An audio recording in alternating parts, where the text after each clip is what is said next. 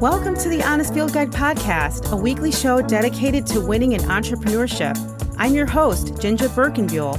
I'm the CEO of Birk Creative, a leadership, brand strategy, and visual identity agency dedicated to helping scale brands and assist with their adaptability with the market. On my show, you get to eavesdrop in on intimate conversation with business leaders and inspired entrepreneurs, designed to give you tips and strategies so your own business can thrive.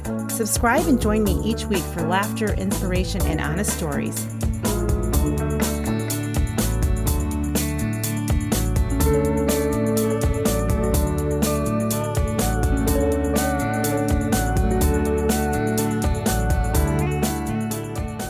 Nika Vaughan, Plant Salon. I am so excited to be talking to Nika Vaughan of Chicago's Plant Salon today on this episode of the Honest Field Guide podcast.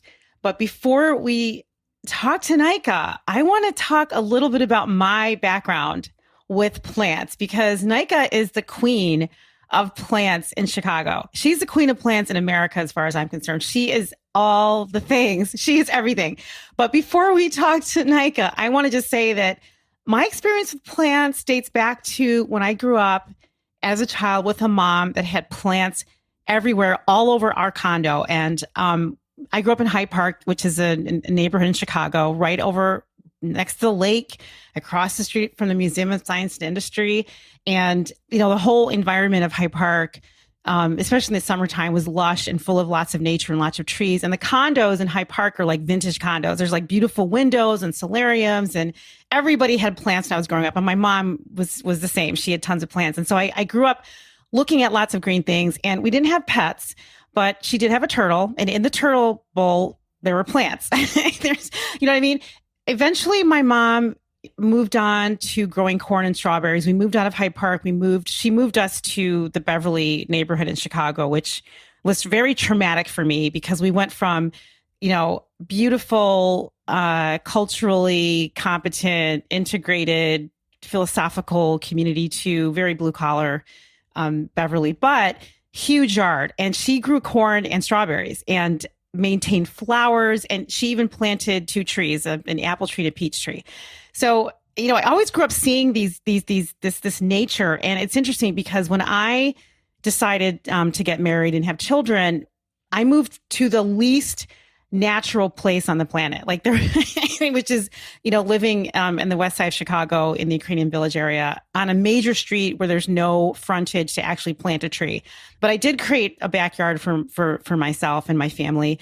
But it's just really interesting because since I have met Nika, I've really been drawn into this community of plants and Black people and plants. And that's why I'm pretty excited about Nika. So she is the founder of Nika Vaughan.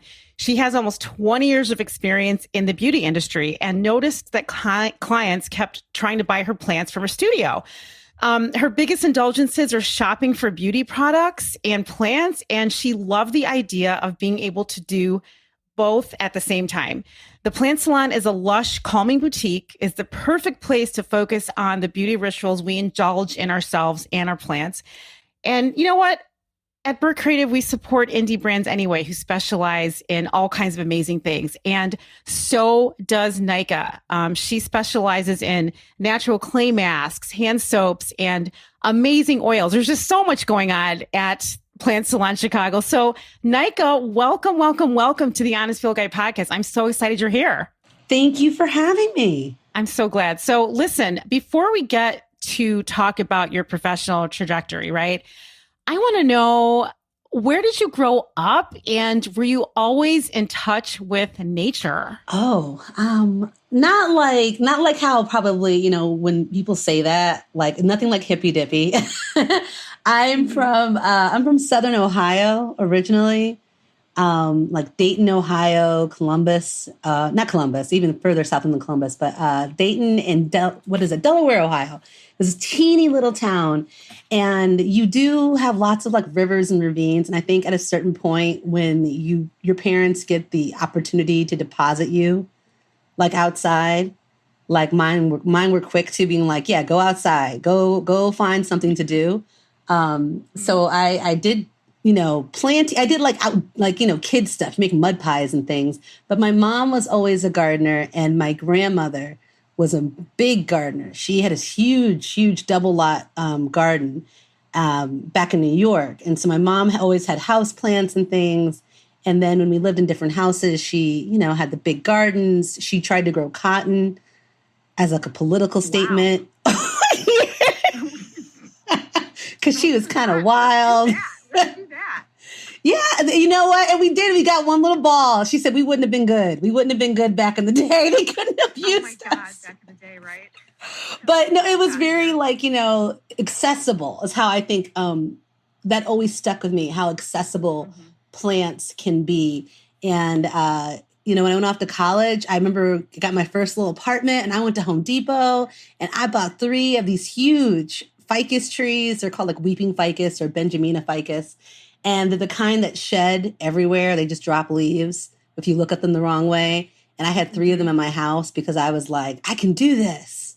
So yeah, and that's just kind of, I kept going from there. So, it sounds like you were not quite on a traditional life path as a little girl. I mean, I feel like you grew up around your grandmother and mother who were surrounded by nature and plants and growing things with their hands, right? I mean, there's other entrepreneurs I talk to and they talk about their mothers who were always in the kitchen. It sounds like your mother and grandmother were always outside.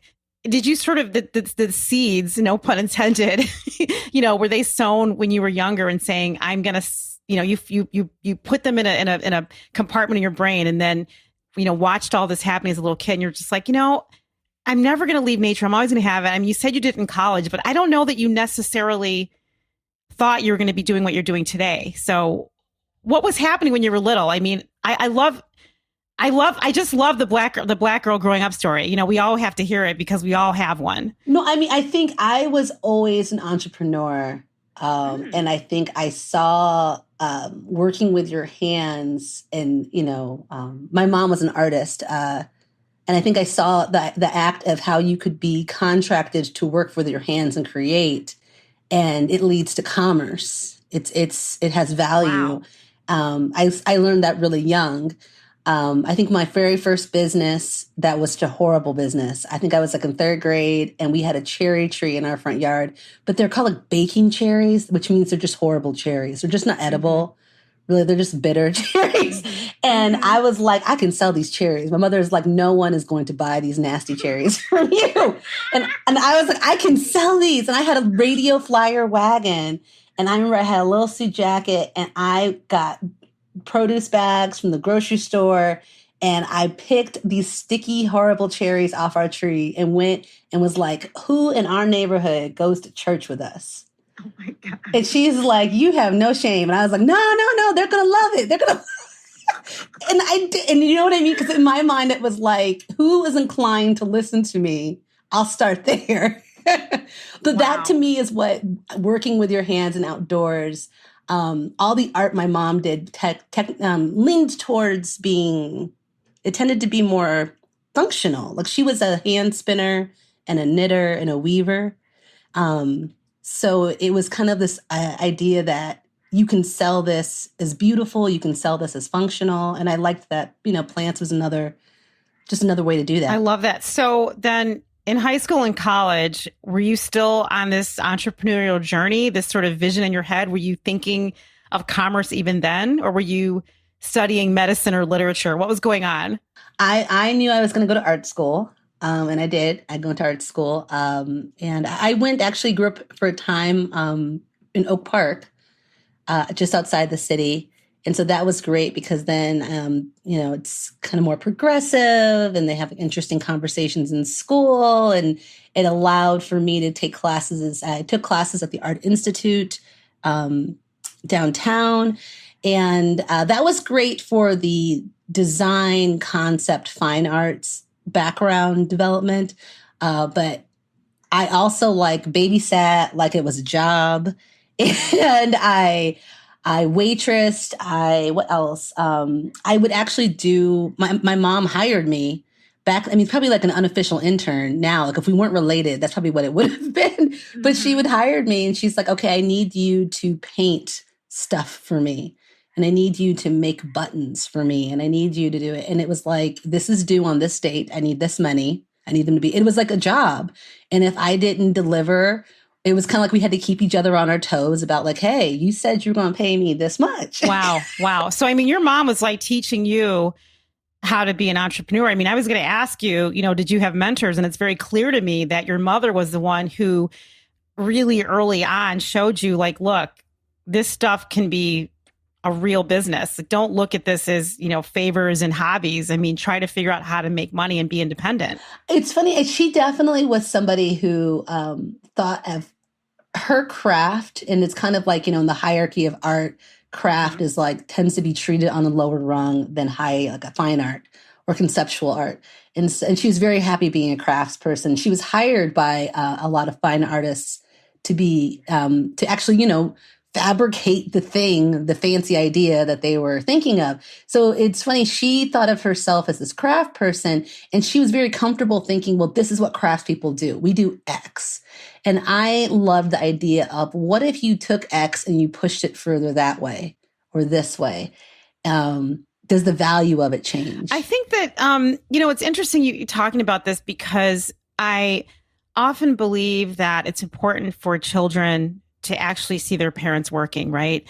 I read a story, I don't remember when I read it or what exactly it was, but it was a story about a man who he knew what his father did because every day he went out and he got into a taxi cab and drove the cab. And then he came home and they would also sometimes he would take his kid in the cab, to drop him off at school. So he always knew what his father did for a living.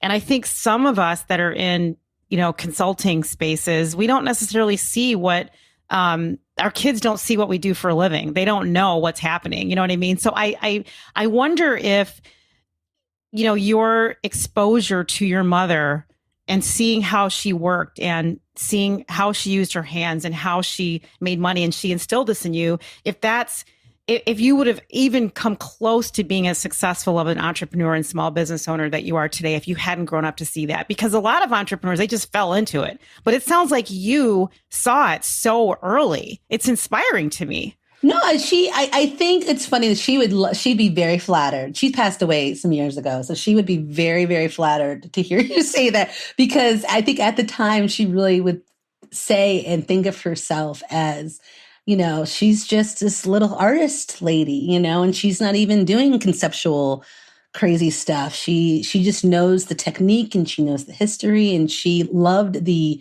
process so much. I think that is something I definitely have gotten from her, that you should enjoy doing what you do for a living. Like that should not be like some kind of magic carrot we're all trying to aspire to. It should be like, that's a given, that you really enjoy what you're doing.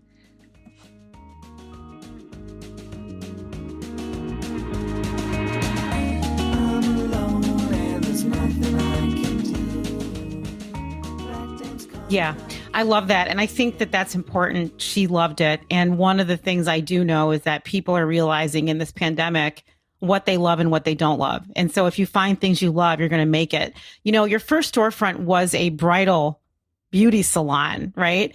When did you decide to open your own shop with that? And how has it evolved? I started. So I was just an independent hair and makeup artist, and I did everything. I did commercial work, fashion work, bridal work. And I have a good friend, Jeremy Lawson, photography, and we worked together for years, and he had gotten into weddings, and he was like, you would be so good at this. You would love brides would love you. You should do it. And so I started to get into weddings, specifically. And then, I was still just a freelancer. About 8 years ago, the worst happens. And everyone's worst nightmare probably would be hiring like a pregnant vendor for an event, or a pregnant contractor. And here I was pregnant with twins, and I had to go to the hospital about 2 or 3 months early. I think it was about three. I don't remember. I spent 70 days in the hospital during my pregnancy, and I thought I thought that was the end of my business. I thought, well, I don't know how I'm going to survive this or what I'm going to do. And I had a bride who said, "Can't you send someone?" And I was like, "Oh my God, I can send someone." And she said, "Yeah, I like working with you. Send someone." What a novel idea. Just send someone. And so that's how my team developed. And from once you start having a team, you start to want to branch out into, the bigger team and maybe carrying product. And it meant having more of a central location. So our first space was over at the Hubbard Street 1821 building. We were in what was Subo Salon, and I think now it's Hex Salon. We just rented out 1 day a week, just Sundays there. And at a certain point, the owner's like, "Girl, you grew, you're too big," And so I was okay. I need to find a space, and we sublet for a couple of years. And then about 3 years ago or so, I found the storefront at 957 North Ashland, and it was just our hair and beauty and makeup bridal space. And that's really all it was. And it just so happened to have my plant collection there. And people thought it was a plant shop for years and, would knock on the window. And I'm like, "None of these are for sale, though." What stood out to me about what you just said was your client said to you, "Can you send someone?" And I love that because it shows that not only were you excellent and she wasn't willing to let you go because you were in the hospital having a baby for 70 days. She was like, "You know what? I love your work. I'm not losing you. Can you please find someone so we can keep this relationship going?" Did you recognize that opportunity, or were you sort of, you're in the hospital pregnant. Maybe it didn't dawn on you until much later how meaningful it is, because a lot of women, they're discriminated against when they're pregnant. They lose jobs, they lose opportunities, they lose their careers. I was in a very women-oriented business, and I thought I was done. I was literally, in the hair and makeup business for brides, and I thought, "Oh, this is it. I'm never gonna. I'll have to start over again in a year or something." I think the big blessing was that this particular bride was a lawyer, and she had just finished, I think, like some kind of like fellowship or something, but it was focused on women in business. And she wrote basically like a journal about women in business. She mailed it to the hospital that I was staying at because when she finished it and was published, she was like, "I want you to have this." And she goes, "You can do this." And her name was Bella. She got married at oh goodness, was it Adler? I think it was Adler Planetarium. This is like almost a decade ago, and I'll never forget her because she really did plant that seed of, we need to normalize this, that lawyers work this way. That they have a whole network of lawyers, and you go down the line to junior lawyers. Why don't you have an extension of your staff and just take on that business model? And I was like, yeah, and I could do it. I had my husband bring my printer to the hospital room. We had a laptop. I was in for 70 days. I had, I think, 2 artists. One was Jen Brown. She would come and hang out in the rocking chair in the hospital room. And I would just talk to her about the different inquiries I got and said, "Do you want to do it?" And she said, "Sure." And she went off and did a wedding. It's interesting because when you think about women and collaboration, women have to work like this. This is how we need to communicate with each other and support each other, especially when we're working with our own companies. And even when we're trying to go through the career path, working in corporations. We need to have understanding and compassion from other women, right? That's how we survive.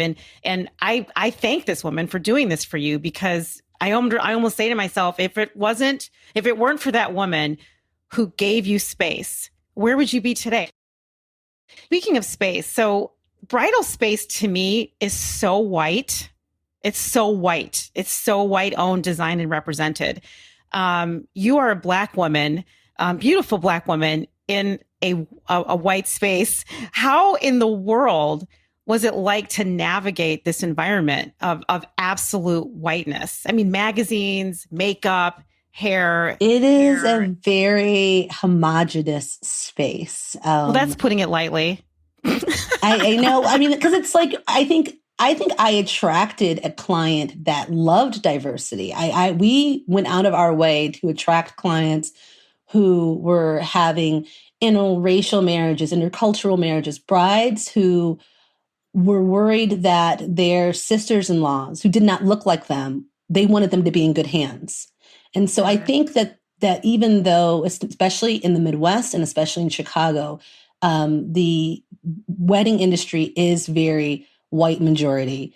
There definitely was at least a client who appreciated. Well, wait, why do you say especially Chicago though? Especially Chicago versus what? Atlanta, or what do you mean by that? Because in the South, the wedding industry is a whole different beast. And the idea of having a 30, 50, I think what's the average of, this is probably a few years out and before COVID, but the average for like wedding cost was like 30,000. And that's like an average. That's the lowest of the low, the most inexpensively cost wedding against the most luxury. It's going to average out to that 30. Where I was a focus was weddings that were probably in that, maybe 30 to $100,000 weddings range. And we were at the point before COVID where we were doing like weddings in California. We were doing, I did a couple weddings in Iceland. It was, travel, we did weddings in Mexico. That was our goal, was how can where does growth look like for a beauty wedding business? Oh, let's start traveling and doing work everywhere else. So in the Midwest, the look of it, weddings are built around families and communities, and they can have a very regional flavor. So if you are, getting married in Paris has a way different vibe, right, than getting married in Chicago. In Chicago, especially if everyone went to college here, if everyone went to or my favorite is when people didn't go to college here, but they met because they work in the same law firm here. Right. But maybe they went to college at, Oklahoma or Iowa or somewhere even more homogenous. And when you would show up to that wedding, I think there are times I was literally the only brown entity they're seeing at all that day, catering staff aside. So there are times when you could very much feel how alien my presence kind of might be in their space. And not because visually, you just would walk into a room with 30 people. That's a lot of people in this room. And no one looks remotely like me. So I decided early in my wedding career, I'm in an interracial marriage and my kids are biracial, that I was like, I need to market to families that look like my family. Right. And so we very much, if you were to go to our website, it's Nika Vaughan Bridal Artists, and you look through our pages, we try to really push the diversity of brides, that brides look different, that they are, Indian brides getting married who have to deal with, their mother-in-law wants them to wear an Irish veil, like all these weird intercultural things. And we wanted to be experienced and versed on how and help a bride navigate through that. So she felt comfortable coming to us. So we wanted to make sure on our website we had that representation there, so that right off the bat, that this is a place. If you come to our studio, you're going to see lots of different looking people. Right. And I think that representation is important, and that will attract some brides and not others.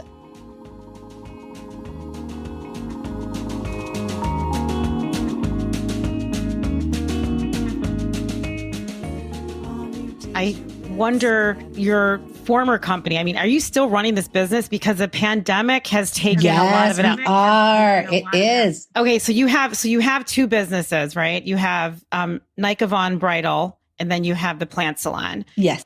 Which business right now is really calling to you, though? Because I know you still have passion on the bridal side, because I can hear it in your voice. You still love it. But I also sense a deeper passion with the Plant Salon that you've launched, which, by the way, is the most amazing brand name I've ever heard in my life. It's just, there's so much connected to Plant Salon, a Black woman that owns it. She used to she still does own a bridal beauty salon, but how are you doing both these things? And do you want to continue to do both? Because I sensed last year when we first were talking about this, you were making a pretty strong, hard pivot to plants. And I do want to talk a little bit more about the plant culture. Well, I mean, because there was no bridal. There was nothing happening. I mean, you can be in the wedding world. We kind of have these conversations often for the last year. And it's one of those things of you need to figure something out because COVID was like, we were all, selling ice boxes and then now refrigerators exist. And that's really where Plant Salon came from. One of the reasons why I named it Plant Salon is I did think it would be weird for people who knew what the space was before to be like, now it's a plant shop. So I wanted to kind of be like, see, it's a plant and a salon kind of thing. And I do. I feel like Plant Salon, it is its own separate entity. It's its own separate company. And I think what's neat about Plant Salon is all the growth potential there. Whereas something we've run into with on the bridal service side is even before COVID, there was like labor laws in California were changing. So we were going to have to pull out of California. Then with COVID, and literally every aspect of what a wedding is and what hair and makeup, beauty, it was like we got a double whammy, we just got shut down on all fronts. And it went from being no one would ever have postponed their wedding. It was something that was almost completely unheard of before 2020.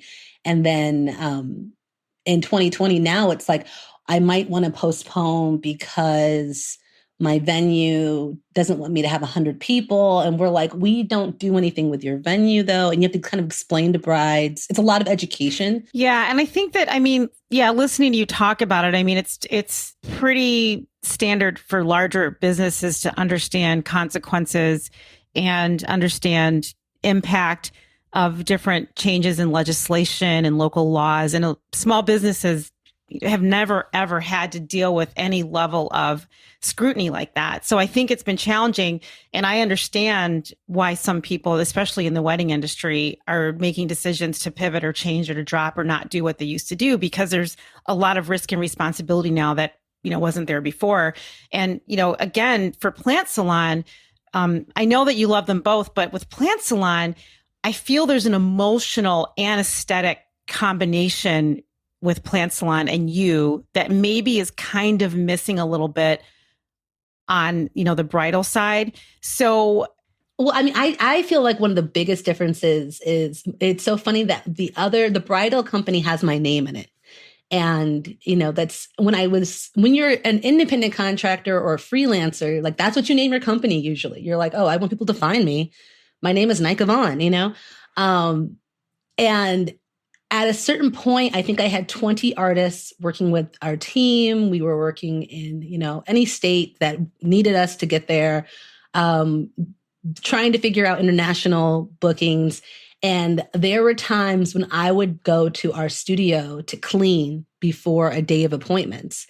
And I would be like, the little black lady in, workout clothes cleaning, and my beautiful staff would flow in and they're all in black and they look so cute. And then their clients might start to trickle in, and it's as I'm leaving. And we would like joke that they would be like, I was like, oh my God, call me like, Karen or like Katie or something, because don't say Nika. Cause like these people have no concept of who Nika Vaughan, what I even look like. It as much as I was trying to get diversity into our branding by showing as many types of brides we've worked with, there was no room for me as the Black owner to really have a space in there. I didn't feel like it. I had to kind of prioritize that message. And then it kind of got lost. I could have just been this disembodied name with the company. And with Plant Salon, I feel I started it during the last summer when I think a lot of emotions were particularly charged about, Black Lives Matter, and representation and accountability.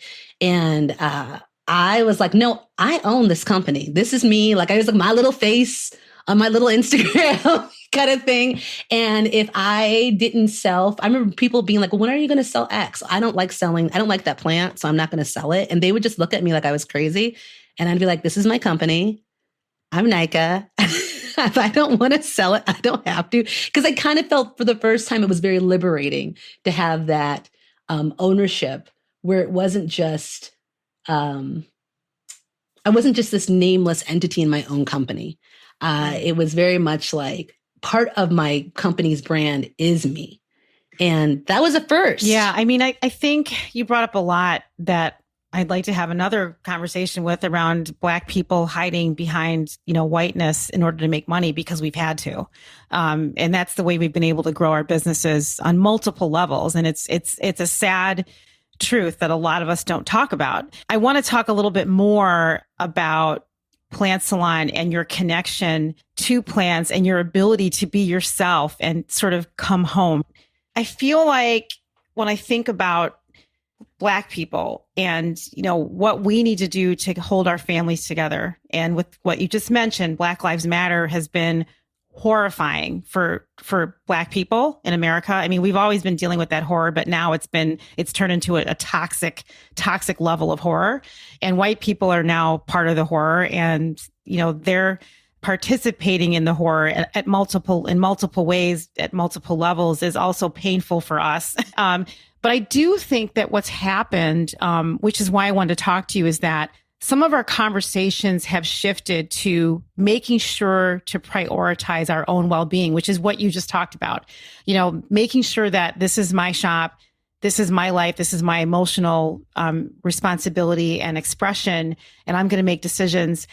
Has that conversation come up more and more now with, especially in the plant community? And I should say Black plant community, first of all. Let me just clarify.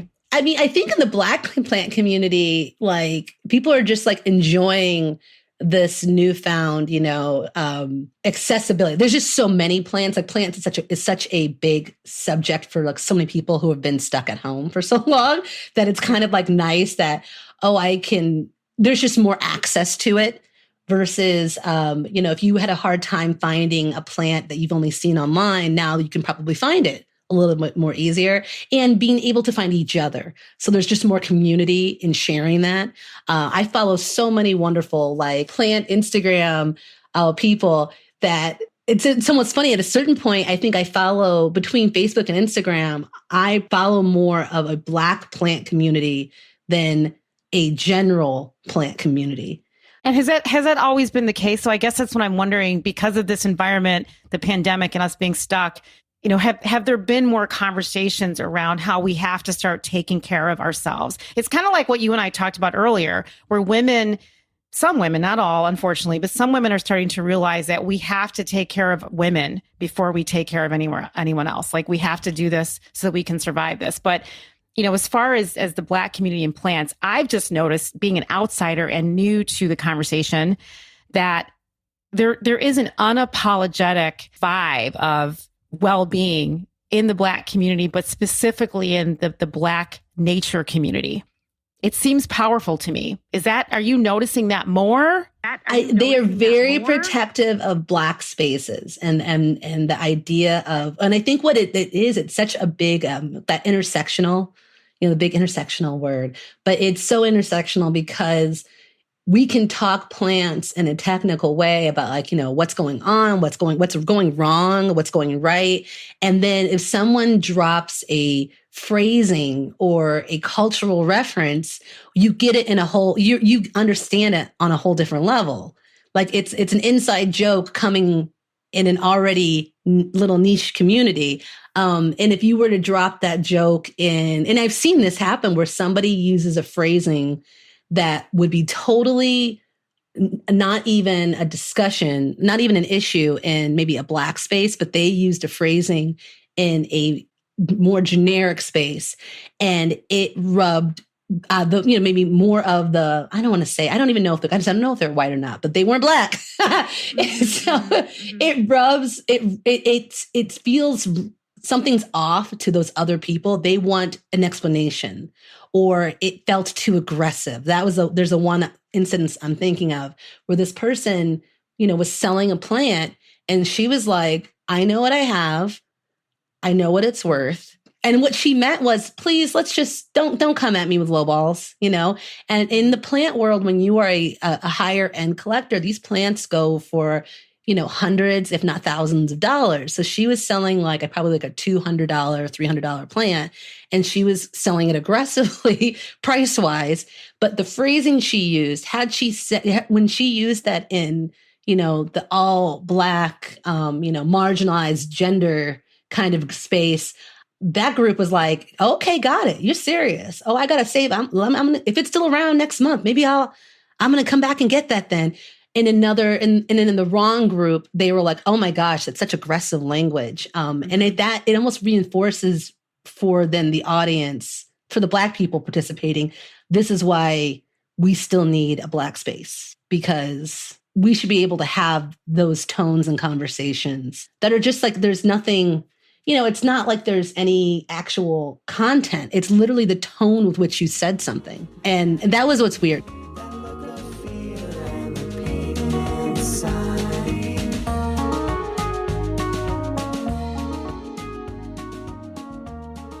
There are some amazing plant influencers out there. One of my favorite is Plant Blurred on Instagram. And she had this amazing page she got going last summer where all she did was repost. And I think she still has it going. She definitely still has it going. But all she does is repost other Black plant people that she finds and have cool pages. It's very much in a space of sharing each other's presence, sharing that you exist, acknowledging each other. And you don't really get that when you're mixing in really open, just generic plant groups. Why do you think this community is so close-knit and safe? What is it that makes Black people and plants and the plant community, like this? Like what sort of historical context is bringing this to life? I mean, I go back to the story of you talking about your grandmother and her growing a single piece of cotton,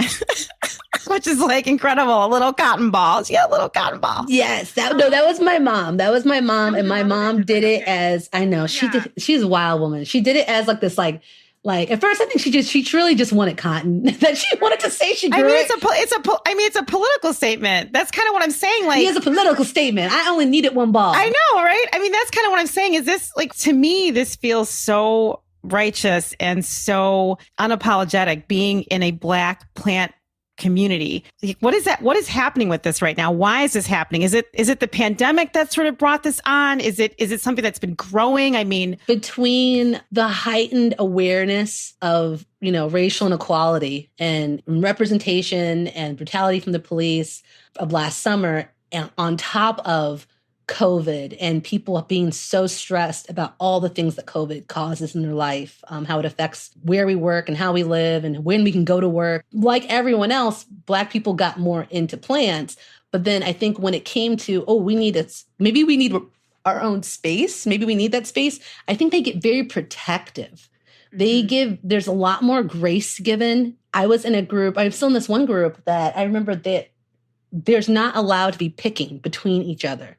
One of the moderators is very adamant. She said, if anybody has a beef with anybody else, you need to take that offline. You need to text somebody. You need to message somebody. You two need to figure that out because you're grown adults on the internet.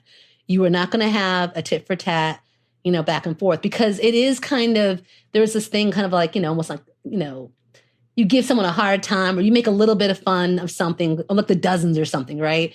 Where you like, oh, girl, that plant does not look good. It doesn't look like it's going to make it. And then because we're supposed to be laughing together. But then when you can sense over the internet that, oh, this person is really kind of hurt that this plant isn't working out because this plant is supposed to be part of her self-care routine. She's under a lot of stress.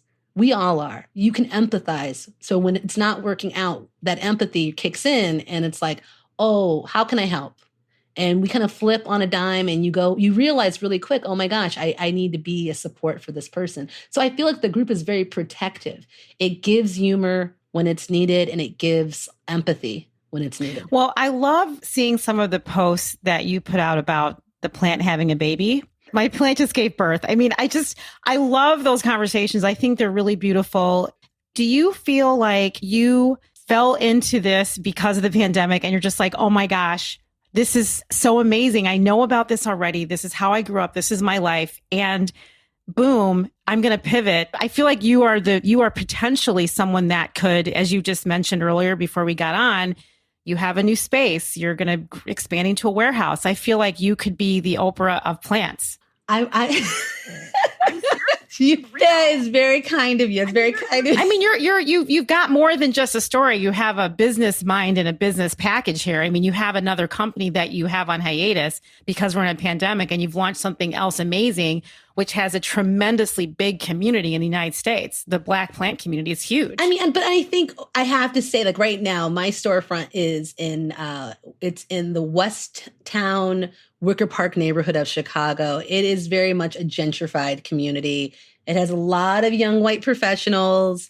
You know, I think one of my biggest things that moved me was the number of people from other communities who make a point to come visit and support the store.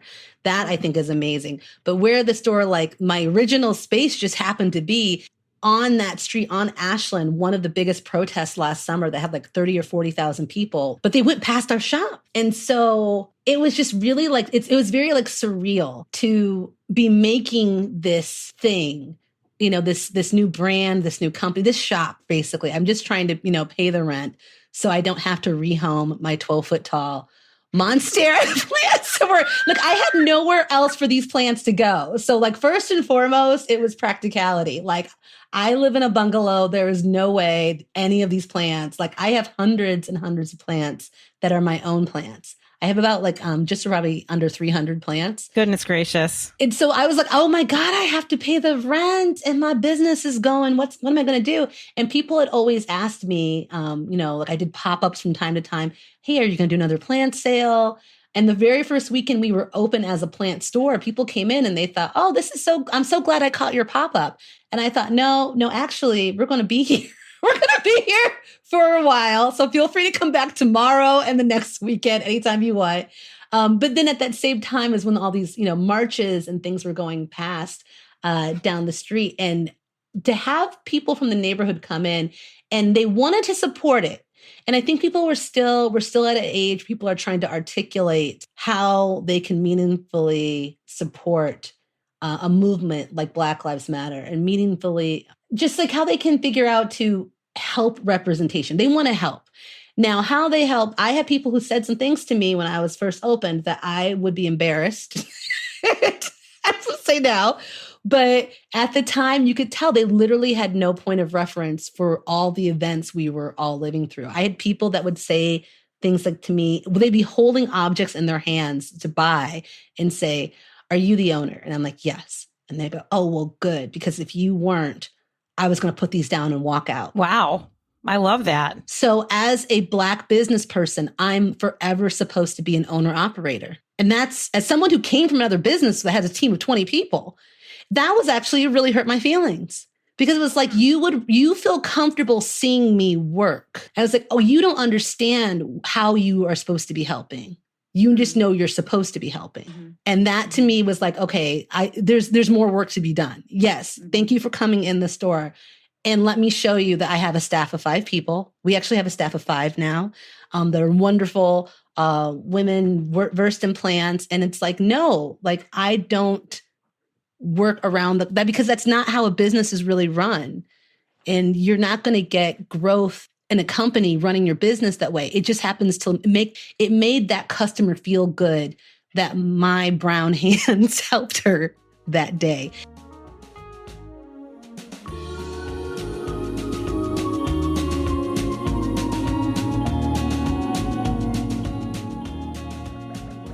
I felt bad about it afterwards, you know, like, wow, she didn't get it at all. It seems to me like you were in a space where you can influence because people are looking to you for education and knowledge, and to help them understand why they should care, why should it be important, and why does it matter that, yes, I am a Black woman owner, and yes, I don't think there's any Black women that own a shop on Ashland in Wicker Park, you know, a retail storefront anyway. If there are any, they're hiding in the background.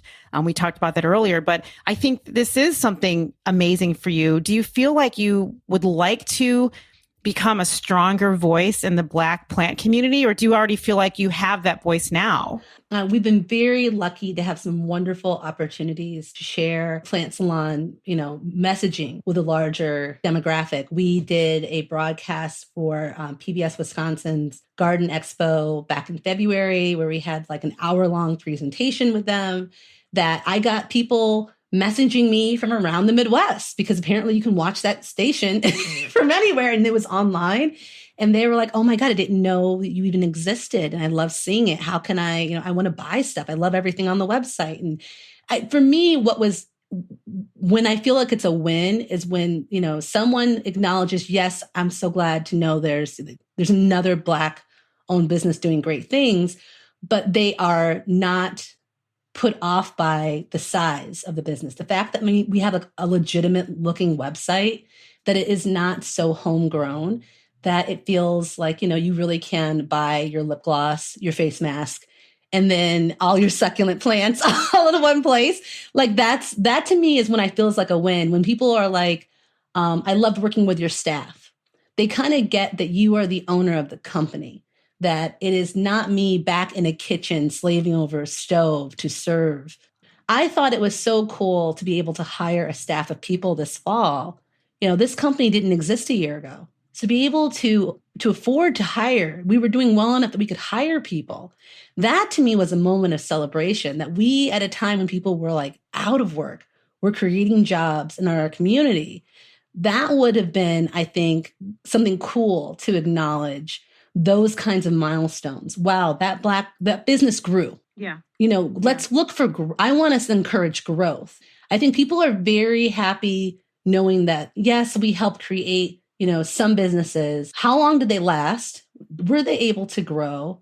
How feasible is their business plan?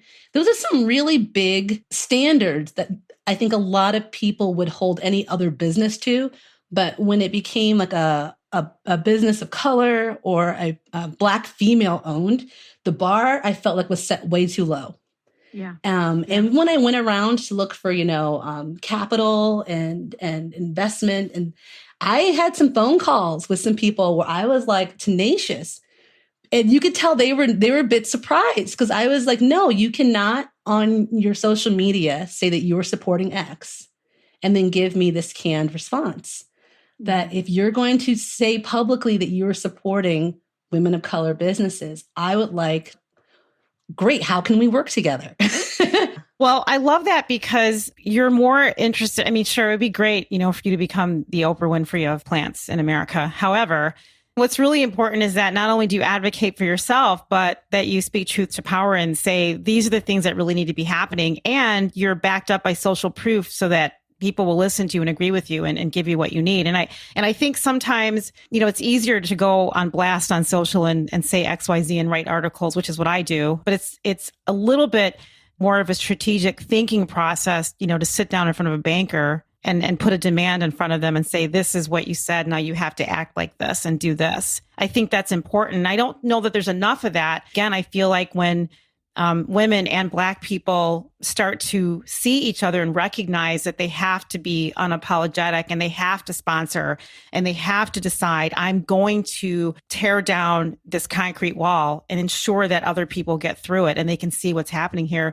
That's the only way that anything is going to change for us. And I do respect what you're doing. I think it's hard, first of all, to have a retail business in a pandemic. I mean, it's incredible that you've been able to do this in under a year. You have a retail business, a storefront where everything is shut down, and yet your store is open, masked up, of course, because I've been there many times, helping people manage their emotions and feel a connection to nature, especially in a city like Chicago, which is concrete everywhere. I mean, you've done a remarkable thing, and you have giant hair. And I want to talk about that too, because, being a Black woman in business, especially in a retail environment, in a beauty space, you have natural hair. I mean, right now, I'm actually even going through my own natural hair transition, and I am completely terrified of it.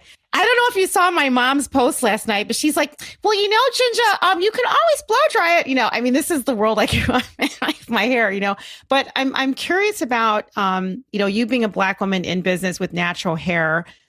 I find it, all my life I've had my own hair, but I've straightened my hair. How does the natural beauty experience, which you have, align with your brand, Plant Salon? When before we opened as a plant salon and it was just a beauty space, I did sell product. We sold hair extensions, clip-in hair extensions for brides, lipstick, glosses, all that kinds of stuff. And for a few weeks, I tried to have all of it happening at once in plant salon, and it just did not feel right. It's kind of like when you have like your comfy outfit and like you wear it to a fancy occasion, or you wear your fancy outfit to a super casual like hangout. You're like, oh, something is wrong with this. So I quickly, after a couple of weeks, it just didn't even look right on the shelf. So I pulled that stuff back, and I was like, what do I like when I am doing services? What are some of my favorite things? And so I love like lavender water and rose water. And we started kind of just starting with, I think it was like 5 or 6 things. And it was lip balm because everybody needed lip balm.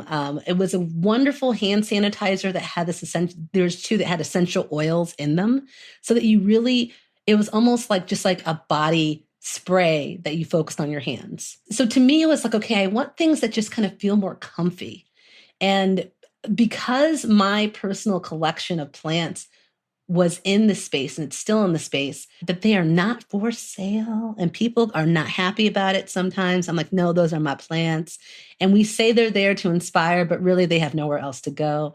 So and they're very large. So some of my plants like are 12 feet tall, 6 feet across. It's like a mini jungle to go into the shop in the very front. And then I have cabinets full of kind of like uncommon, hard to find plants. And yeah, it's pretty beautiful. Yeah, it's pretty beautiful in your shop. It's gorgeous. I mean, you do feel like you're entering another world. And it's an organized, beautiful world. It's not like some of the shops when I was a little kid in Hyde Park, and you walked in and the humidity was like super crazy dropped, and there was little, gnats flying around. Sometimes you get water dripping on your face, and it was just like it was just really uncomfortable. It wasn't like walking into a conservatory where you expect to be slammed with bees.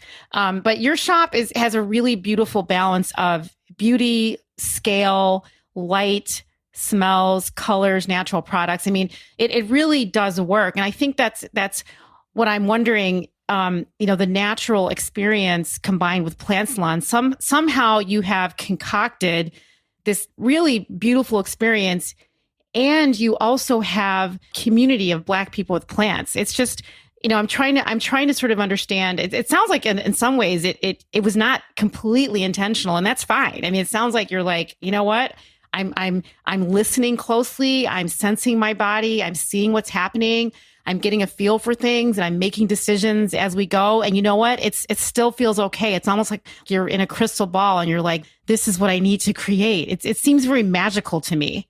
I don't remember where I saw the phrase, but it was someone talking. I mean, because I think that's one of the benefits I had was I had already run a business for a decade. It wasn't like I was starting a business and I had to like learn 100% of everything from day one. I had to kind of figure out some details, just like, and in my mind, I thought, well, one of the things I used to love doing was walking around like Oak Street, or maybe at a really big, like a big mall like Woodfield or somewhere, and you find a store that does sell a bit of everything, like Anthropologie. And you could like go and sit. They would have like seats, right? And you would sit, and they were merchandised so well that it felt like you were in this curated living space. And I thought, well, I mean, that's kind of like how what we did in the studio. It was just so happened to be our studio, but it was set up almost like, it had a little living room, and then it had some like tables and chairs. It didn't look like a traditional salon at all. And I thought, well, people really seem to like that, that energy. So then let's just keep it going. And we would have people when Plant Salon opened who would come, and they might spend 15 or 20 minutes just looking at the private collection plants and just checking stuff out and asking questions. I mean, and they're not even really browsing yet. And then once they've kind of taken enough of that in, they kind of would turn around and go, well, I want to take something home.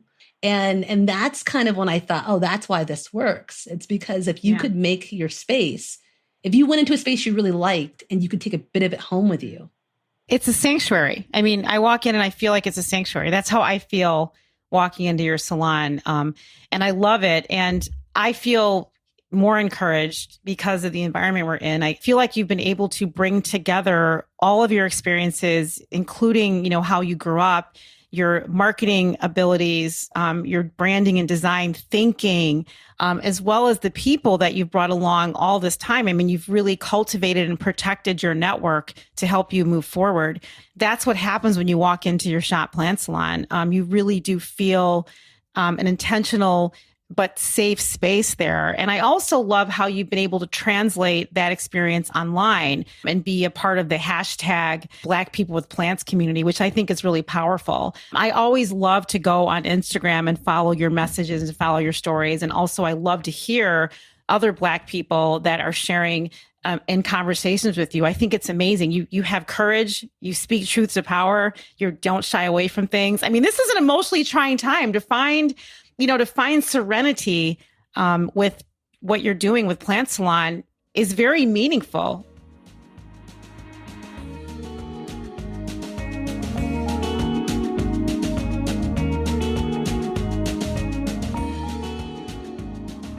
So listen, this has been a great conversation, but I do want to have some really, really quick hits, Nika, with you. What is your favorite plant? One answer.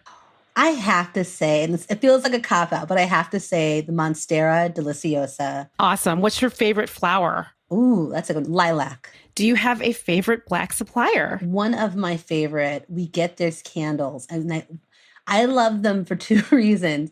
It's our rewind candles, and one, the candles are amazing, but then two, the vessels that they choose to use for the candles make wonderful mini planters and containers for propagating plants.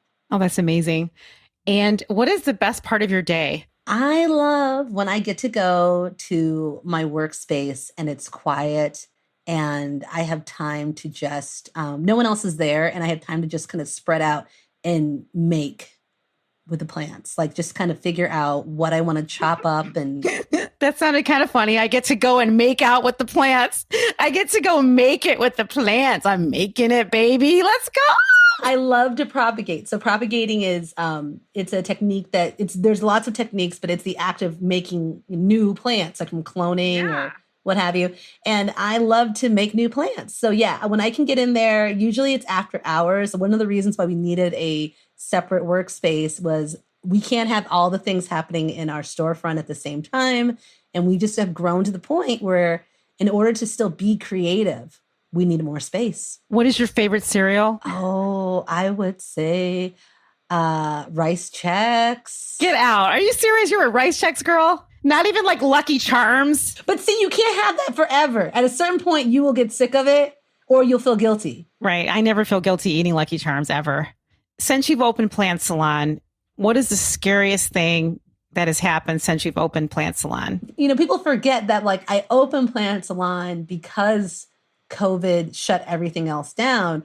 Well, when school started back as hybrid, or school period, when they were all remote, figuring out what to do with your family when you through a pandemic and then having started a new business, that was pretty traumatic. My husband will joke. He's like, you're going to be processing that later. You'll be sitting somewhere and you're going to process that. Because there's a point where you're like, all my babies need me. My business baby needs me, and my real, my human babies need me. And you can't be there for everyone. And that's a really hard place to be. Yeah. I mean, I love that. And I agree with you because I'm a mother myself. And this is for sure stretched me to limits I didn't even know I had. I mean, I can't believe that all of this is happening to us at the same time. It's incredible. I mean, I'm glad we're alive and we're healthy and our families are healthy. Running a business while having school-age children is, I don't know. I mean, congratulations to both of us, Nika, for making it through this, and all the women out there that are doing this in a pandemic with children, school-age children. I mean, that don't have their kids in school. I mean, congratulations to all of us. Well, listen, everyone needs to check out Nika's natural beauty and plants at plantsalon.com. I will have things in the show notes. Her store is located at 957 North Ashland in the Chicago area. It's amazing. It's a beautiful shop. and you have to go there and check it out for a multitude of reasons. Thank you so much for listening to the Honest Field Guide podcast. Nika, thank you for coming on. Thank you so much for having me. The Honest Field Guide podcast is produced by Birk Creative, written and created by JinJa Birkenbeuel and Esther Coro. The podcast is recorded in the innovation and technology capital of the Midwest, Chicago, at Stomping Ground Studios in Ukrainian Village. Original music is written by and provided courtesy of Utah Carol. Follow Honest Field Guide on Instagram and Twitter. The opinions expressed on the Honest Field Guide are opinions only and only represent the views of JinJa Birkenbeuel and Esther Coro.